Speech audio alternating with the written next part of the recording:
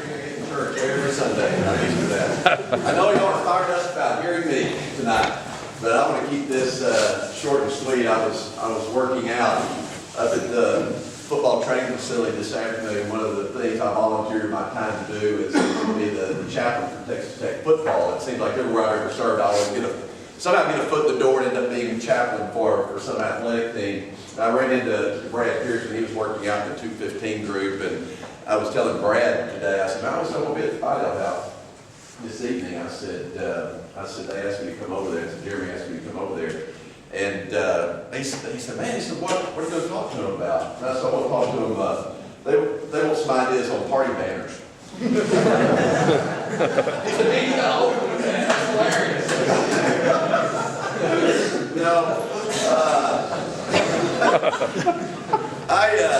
I took a very untypical route for a pastor. I never walked inside a church. Probably most of you guys probably grew up going to church. I never walked inside a church until I was 21 years old. Sport was always in my life, and I just didn't grow up in church. My folks didn't go to church. They didn't take me to church. That just wasn't our background. That just wasn't any part of the fabric of my life whatsoever. And so I go off to OU, and I'm going to play baseball, and then some guys, I was a Dell at OU. And I don't know how it is, if it's still like this, but there's always a big competition to win the academic trophy, in the Greek system, win the academic award, the athletic award. And there was always some guys that got out of athletics to come and play and win the intramural trophy and all that kind of stuff. So anyway, I ended up pledging as a Dell. And I was just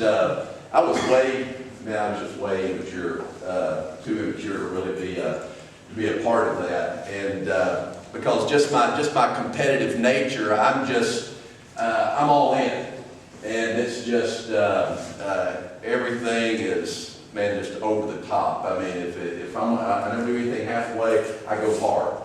And so, I fell in with this group of guys and started running around with them, and I started having some drinking issues, some pretty bad drinking issues, and I was starting to have blackout episodes, and I was starting to black out, and one of the things I was telling Jeremy, I had a couple of them that were pretty scary.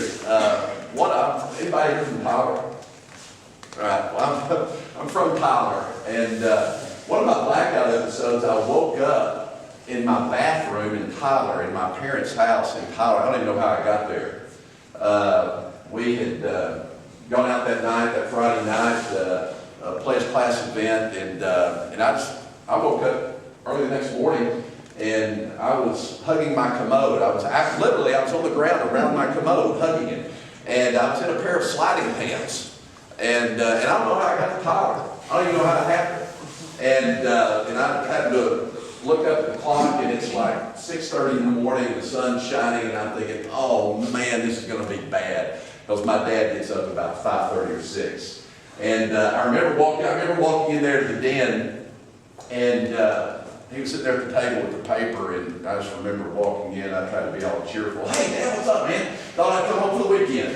And he just dropped his paper down. He looked at me and said, that better not ever happen again. Like that. Man, I about messed in my britches, which I've already done, by the way.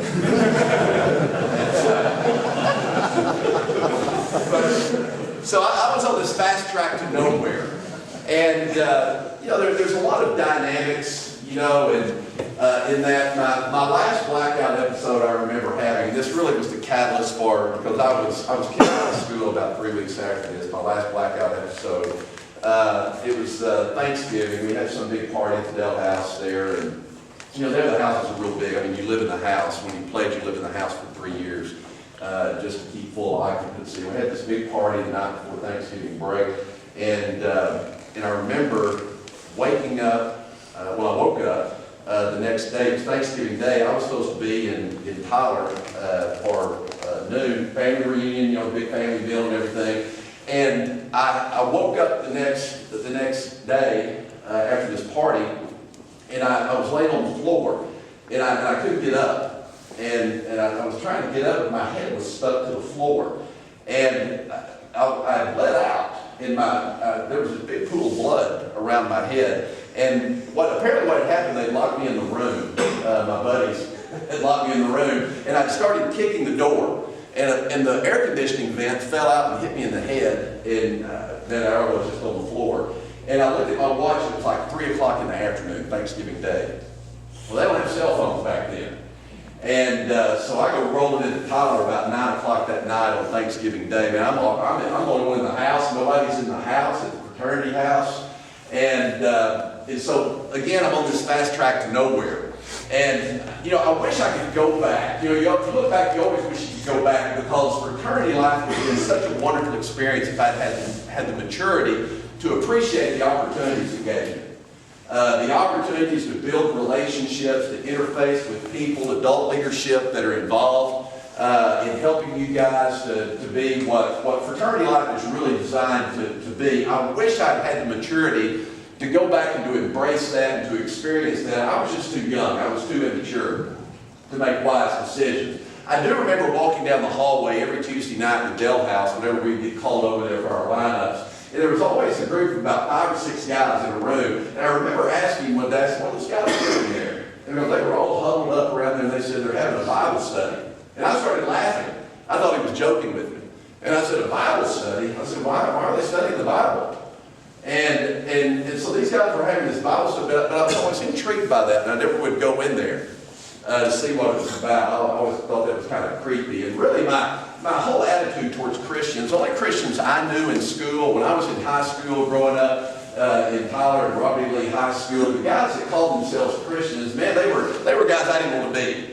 They were these little Bible-thumping nerds that, had pocket Bibles, in their pocket. I mean, it's always like they were trying to, they were just this little self-righteous attitude that I didn't like. And, they just always act like they wanted to beat the hell out of everybody with that Bible. And just this attitude of self-righteousness and just pompous about their attitude and everything. I was a guy that enjoyed life. I enjoyed laughing, having a good time. And if that's what it means to be a Christian, I don't want to be a part of it. I had no interest in that whatsoever. I'll never forget one night going out to Lake Tyler after the dance. We had taken our dates home early, and we're out there drinking out on Lake Tyler. And I remember I was in the back seat. My 2 buddies were up in the front seat. We've got the cooler there and everything. And, we're knocking it back pretty good. And it's about 1 o'clock in the morning. And the guys up front, one of them said, well, we better go back into town. We got to get him to go to church in the morning. Well, I started laughing. And they turned around and said, man, what are you laughing at? And I said, I thought y'all were joking about going to church. And they said, no, man, don't you go to church? And I started laughing. I said, no, I don't go to church. And they said, they turned around, man, they're almost like they were disgusted. They said, man, you better get your life right with the Lord. And I was like, really? You've had as much, you're as tore down as I am. Right now, you're going to talk to me about church. I didn't really know what Christianity was. I really didn't know what it meant to be a Christian. I knew those 2 guys did. I know they weren't representative of it. So I'm thrown into this atmosphere of fraternity life and everything. And man, I'm just on this fast track to nowhere. I get thrown out of school. I get kicked out of school. It was an agreement between law enforcement and academics. We just came to a little agreement that I would take a 1-semester suspension before I came back. It was that, or I could do some lockup time in the county jail. And so I agreed I would be suspended for a semester. And it was during that time I was suspended, I went to work. And this guy asked me just started talking to me about the Christian faith. And I knew I needed something in my life. And I actually lied to the guy. When he asked me if I was a Christian, I said, yeah, I am. And because I was so overwhelmed by guilt because I wasn't. And this guy, he said, well, I've been praying for you ever since you've been here, ever since we started working together. Man, I was working as a welder's helper. It was the nastiest job I ever had in my life. But I was working for him as his welder's helper. And it was like, guys, when I told him that I was a Christian, it was like the weight of the world was lifted off his shoulders. He was so relieved for me. And I got to thinking about that, and I thought, I'm not going to let another day come. I'm not going to let another sunrise so I have in my life what that guy has in his life. I only knew one pastor in town. I went to school. I had a classmate at Robert Lee High School in Tyler. His dad was a pastor. This guy was a buddy of mine. I mean, he was a hell raiser. And He was just a train wreck himself. But I knew his dad was a pastor, and I went and talked to him. And I could relate to it because he played football at Baylor. He was a jock, had that background. He started talking to me about my faith. And guys, I'll tell you that night when I decided to make that commitment, it wasn't this big rush of emotion. You hear people sometimes talk about the emotion and everything, this big rush of emotion. It wasn't for me a rush of emotion. It was a rush of logic. It was like, okay, now I get it. Life makes sense. This is the piece that is missing. Now that I have this sense of purpose of what I want to get up to every day and what my life is going to be about. It's about bringing honor and glory to Jesus Christ. Everything I put my hand to as a student, as an employee, as every arena of my life, in relationships, everything was now touched by this newfound faith. And it was transformational for me. It was a radical transformation. It was a 180-degree turn in my life. Now, I really feel kind of awkward up here talking to you guys about this. I'm not ashamed of my testimony, but it's kind of awkward because you're not a Christian fraternity. I mean, every fraternity, because we have the rituals and everything, we always have a chapel, we always have some kind of religious bent to it. I get that, but you're not a Christian fraternity. And so it's kind of awkward up here, kind of having a platform talking to you about my faith. The purpose of it is really to get you to think in terms of something bigger. To think about the opportunities that you have in fraternity life, to interact with people, to build relationships, and really to use this as a platform for influence. You have a very unique opportunity to influence fellow students, other people on campus. Every one of us are people of influence. Don't ever sell yourself short. You are an agent of influence. Every one of you have the capacity. I always tell people that every one of you have the capacity to make other people happy. Now, some of you make people happy when you leave the room. Others, hopefully, you make people happy when you come into the room. But every one of us have this incredible capacity to be agents of influence. And while I say it's kind of awkward having to be up here and talk about it, because you're not a Christian fraternity. That's not your purpose. You're a social fraternity. But when you're rebranding, you guys have had some bumps in the road. I mean, that's kind of out there. We're not going to pretend that that's some kind of big secret. You've had some bumps in the road. And you are trying to rebrand. All right? Trying to rebrand yourself. And the way you do that, because there's no institutions that are Christian. Churches, in the sense, when you think of a church as a building isn't Christian. What really brands an organization, whether it's a business, what really brands an organization, a church, or any entity, is the quality and character of people within that organization. So I'm not going to sit here and do some big altar call tonight, and beg you and plead you, please give your life to Jesus Christ. That's something you have to work out. Most of you guys probably grew up in church, I would bet. I bet if I asked you to raise your hand if you were raised in church, I bet you 90% of you would raise your hand. That's something that you have to do. That's something that you have to pursue in your life. You really have to embrace faith as your own. I told my son's a super senior. I hope he's not a super senior, but he's a super senior at the University of Alabama. And the last thing I told him when he left to drive to Tuscaloosa, I said, you're going to have to make a choice and a determination about your life and what your life is going to be. I said, you'll find out real quick. As soon as you pull into Tuscaloosa, you won't have to be there very long before you have to decide, is your faith really your own, or have you just been borrowing from your mom and dad all these years? Is your faith really your own, or have you just been borrowing from your mom and dad? Because guys, when you're talking about faith, if I'm going to have something that is bigger than the circumstances of life, it's something that you have to embrace and take ownership of.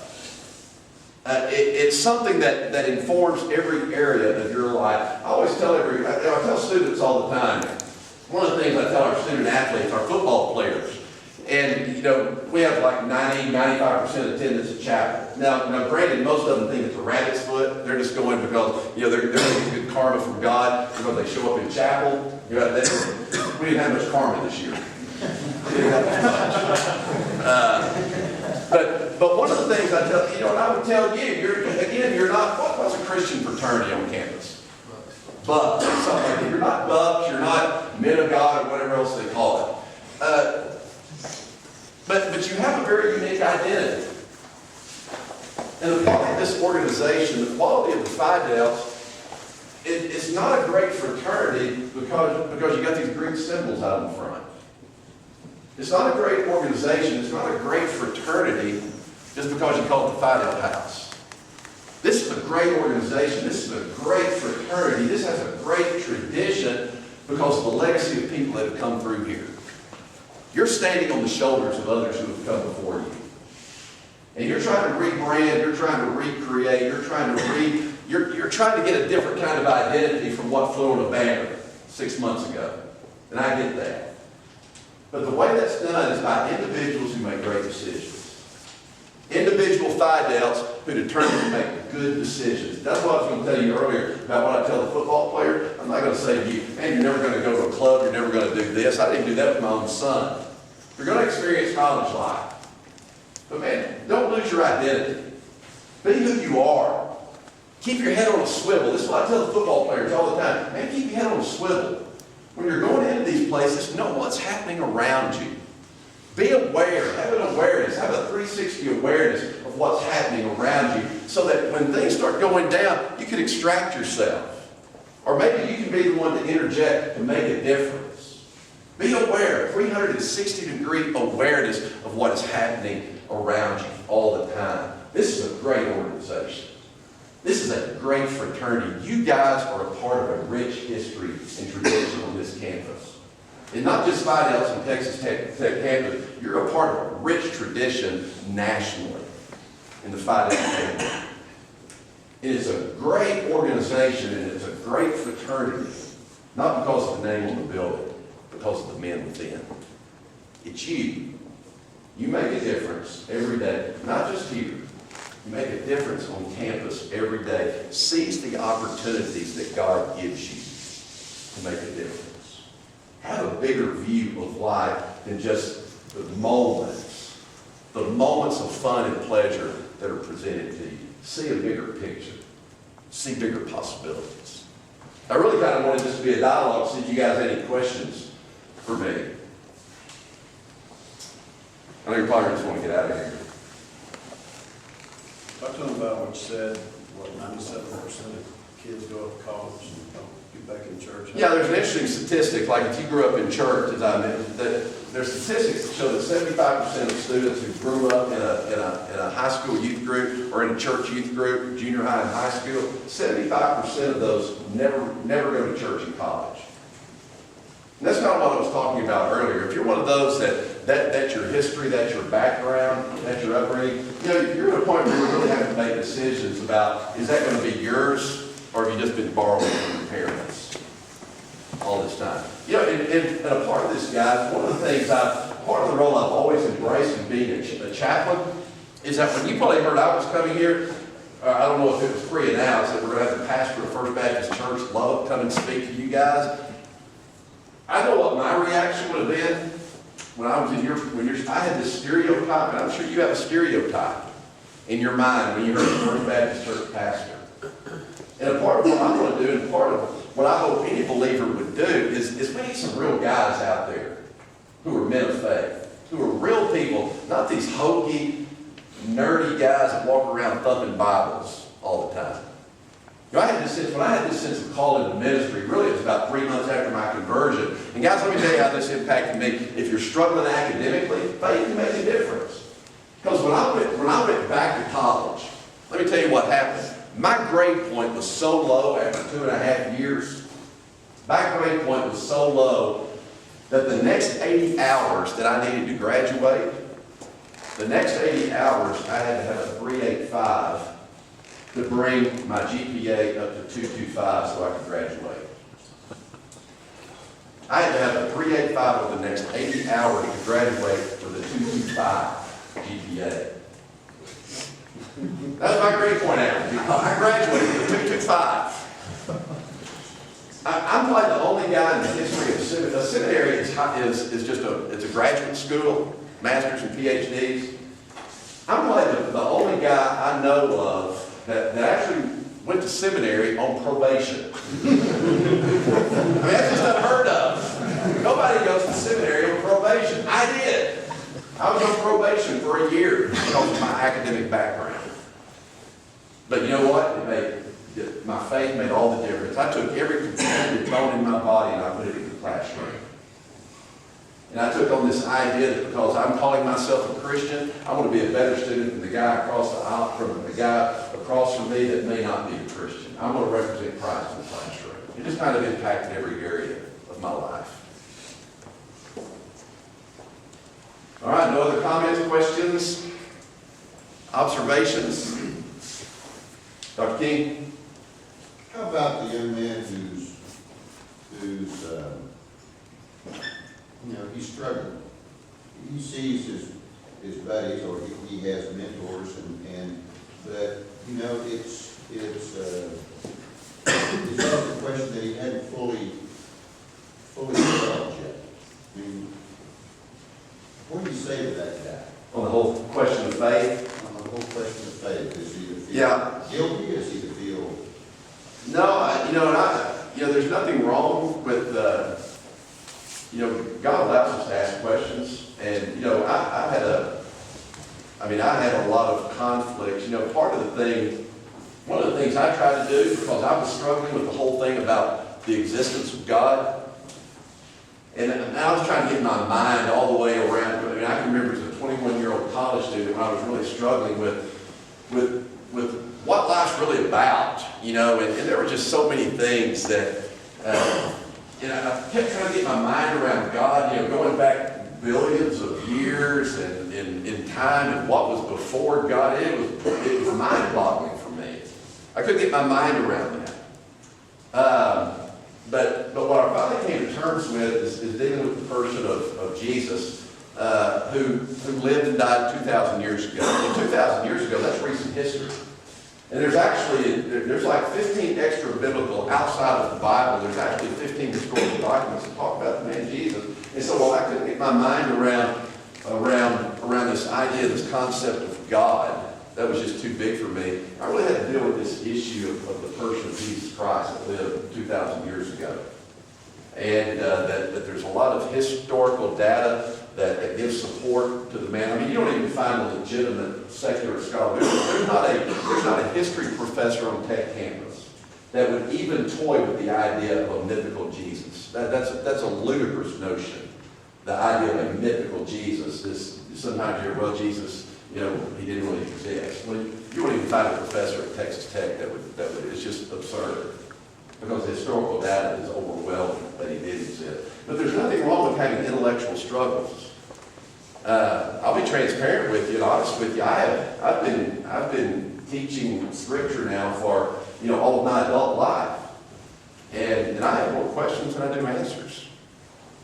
That's what's happening in the pursuit of my studies. I have more questions now than I've ever had.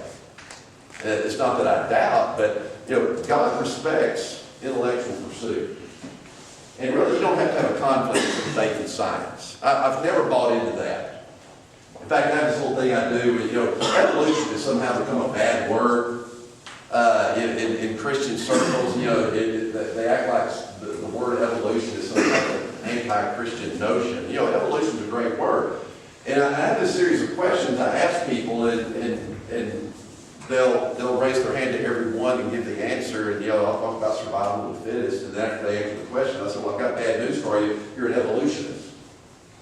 Evolution exists in creation. It doesn't diminish. You don't have to set up this tension between faith and science. There's not a single thing that happens on the Texas Tech campus.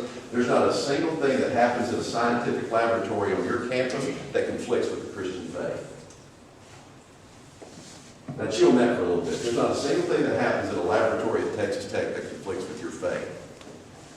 Now, I view all of that, embrace all of that as the majesty and the glory of God. If everything I know about God is summed up in what I know, if everything that can be known about God is summed up in what I know right now about God, God's not very big.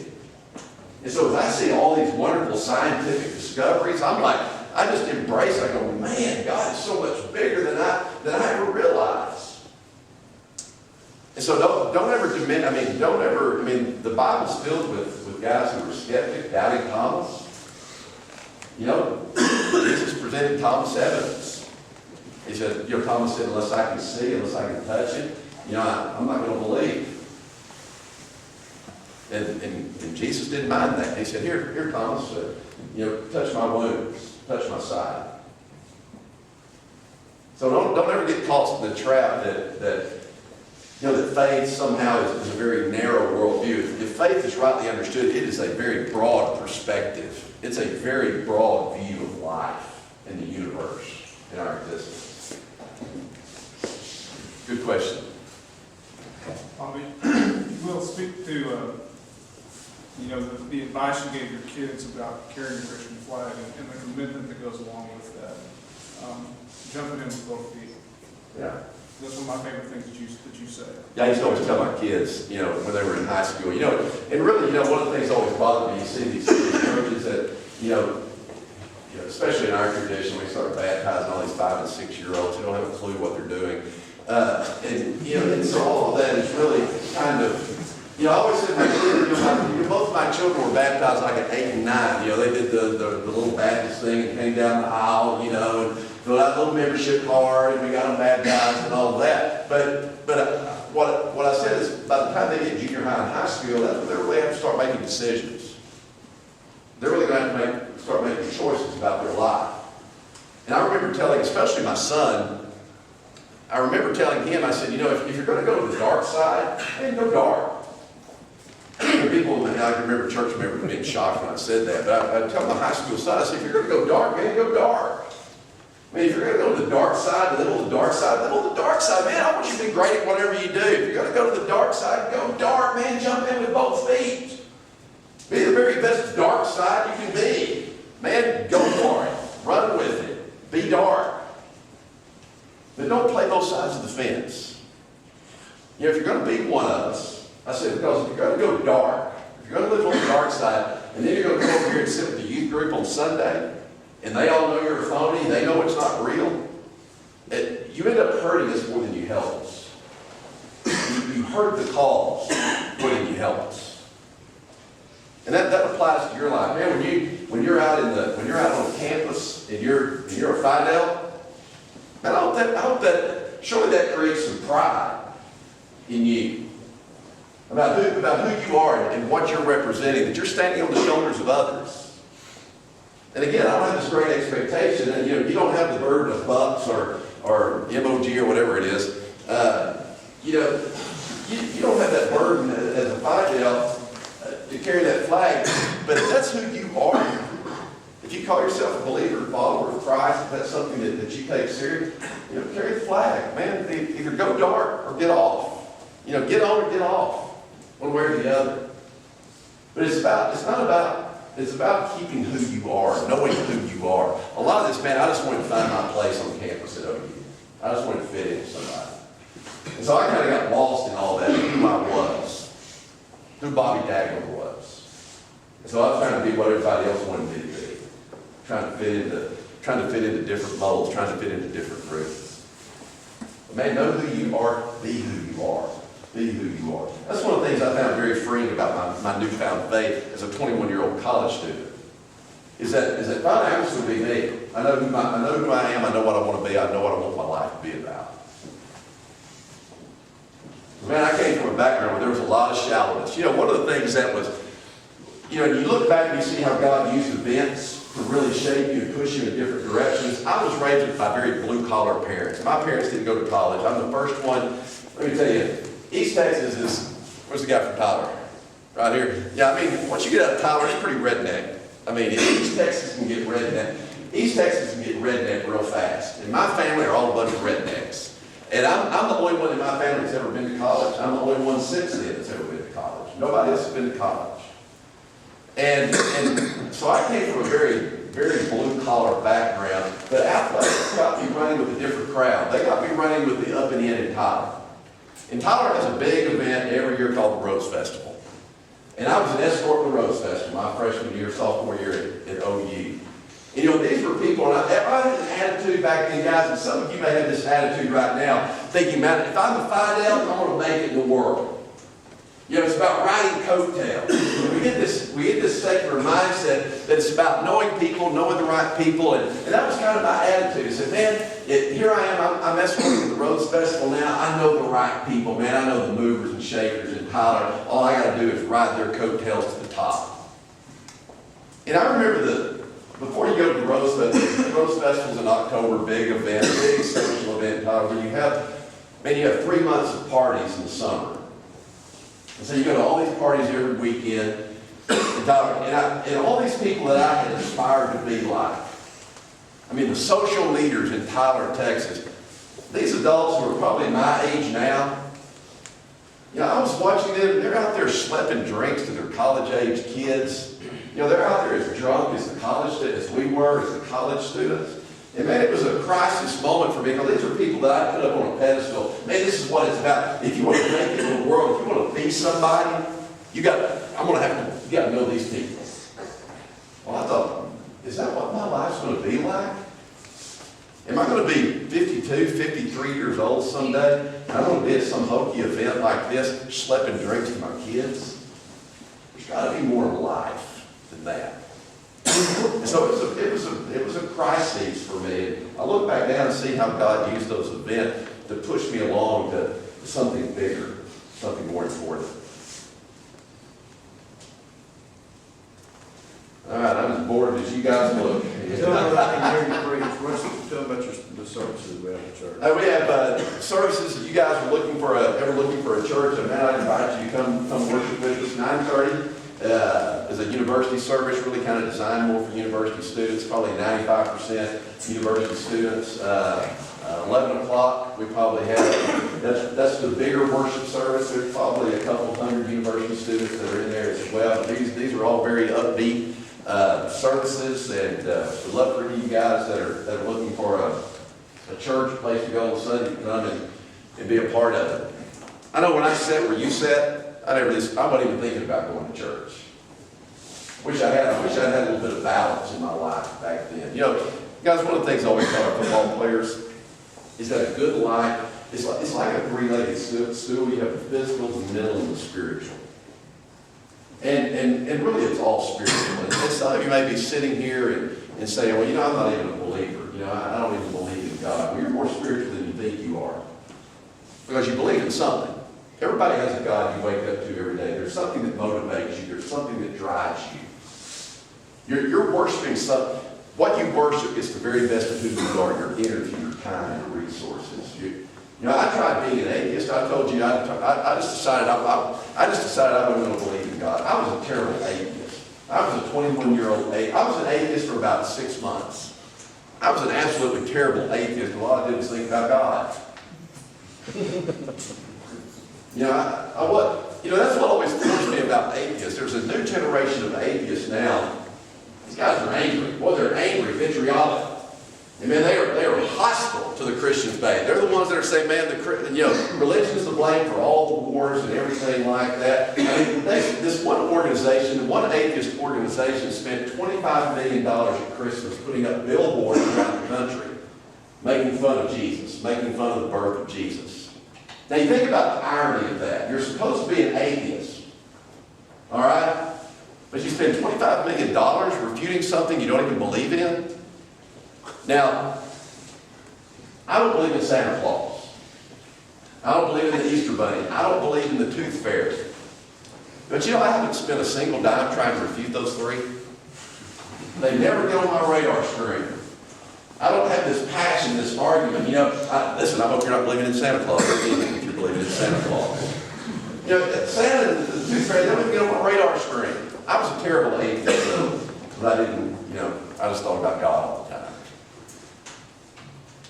But I hope you guys will come and feel free to come and worship with us. We are not a typical downtown First Baptist church. If you'll give us a shot, I know the stereotype that you have in your mind, and we work constantly at trying to overcome that stereotype. We are not a typical downtown First Baptist church. It may look like it from the outside with that kind of Gothic architecture. But once you get inside, I think you'll find something very fresh, something very dynamic. I think you'll see a presentation of worship and faith that maybe will catch you off guard a little bit. But I appreciate you guys. You're very patient. Again, I was just thinking about when I was sitting where you are, man, how I would just be thinking, let's get out of here. But thank you guys for your patience and your attentiveness. And please, I'm very accessible. If you ever have any questions, man, I can relate to where you are.